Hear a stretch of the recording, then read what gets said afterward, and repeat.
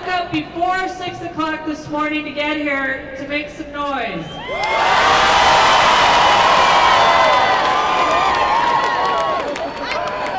And I want everybody that's under 21 years old to make some noise.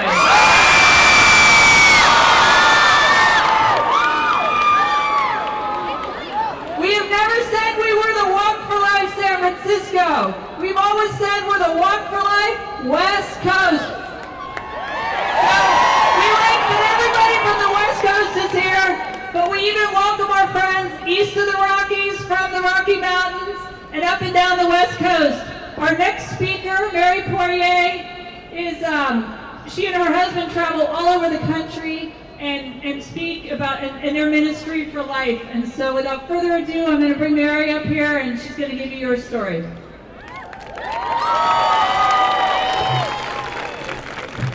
Good morning. I don't know how to share my whole story in 8 minutes. I've never done that before.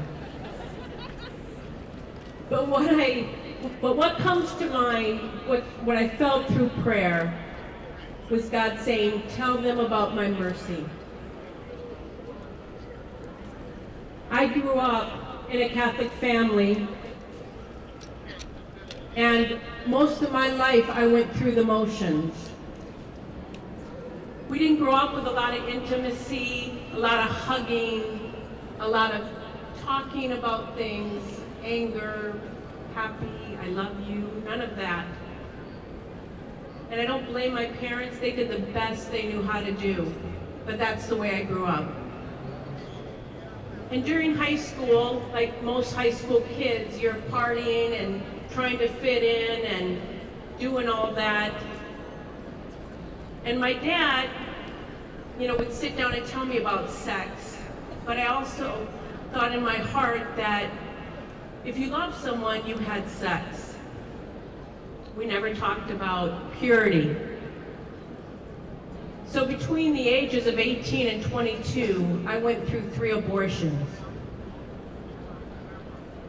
And I thought to myself, maybe God can forgive 1, possibly 2, but how can he forgive 3? And being the Catholic that I went, going through the motions, I went to confession just to try to feel forgiven. And I kept walking out going, I'm not forgiven. There is no way that I'm forgiven. So the spiral continued down. And by 25, that's when my life changed. I went to this little village in Europe, not that anyone needs to go to a little village in Europe.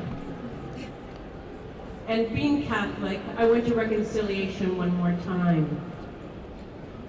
And I knelt in the dirt, which was really appropriate there.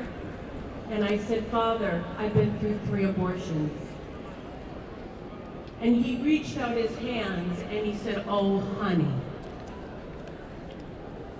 And at that point, I knew it wasn't the priest anymore, that it was Jesus just holding me.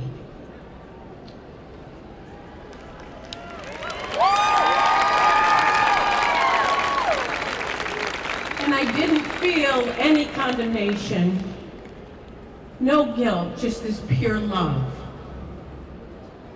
And he said, honey, it's not the abortion that is the root of the sin. The root is how much you've hated yourself all this time. That is the root that caused the abortions. He said, we have to do one thing. We have to go through your whole life. And he took me through everything I went through. He said, now we have to do one more thing. We need to name your babies because they are truly your babies. He said, what's the first one's name? And I said, Catherine. And he said, Catherine is your little girl. He said, what's the second one's name? And I said, John. And he said, John is your little boy. And he said, what's the third one's name? And I said, Mary. And he said, Mary is your little girl. And as he absolved me from my sins, I had my eyes closed, and I saw this darkness going up and this light coming in. And he said to me, "You are forgiven. Do not let Satan tell you anymore that the tomb is closed. The tomb is open." And I went away feeling all this peace. And I looked up in the skies, and I felt in my heart my 3 children say, "We love you, Mommy." And I thought, okay, how can they love me after what I've been through? All the guilt came back. But it's like God wouldn't let the guilt come back.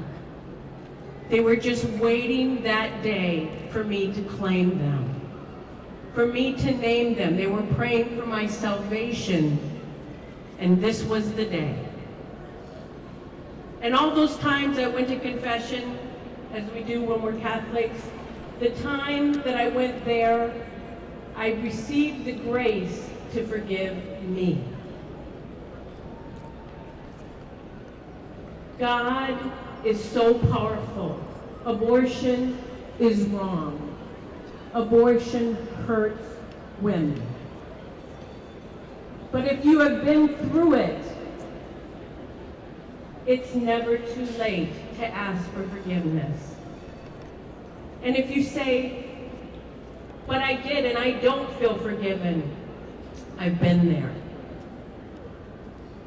And you ask again for the grace to forgive you, because God forgives. And nothing, I am proof up here that nothing is too big for God to forgive.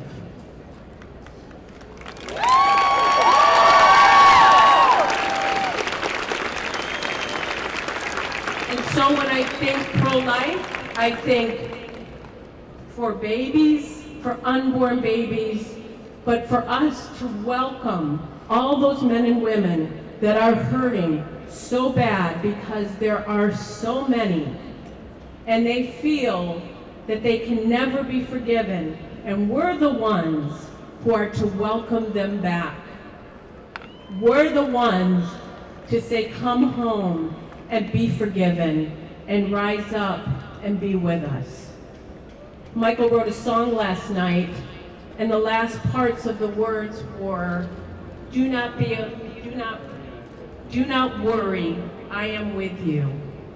Mercy conquers, love wins. And that, my friends, is the truth. Love wins.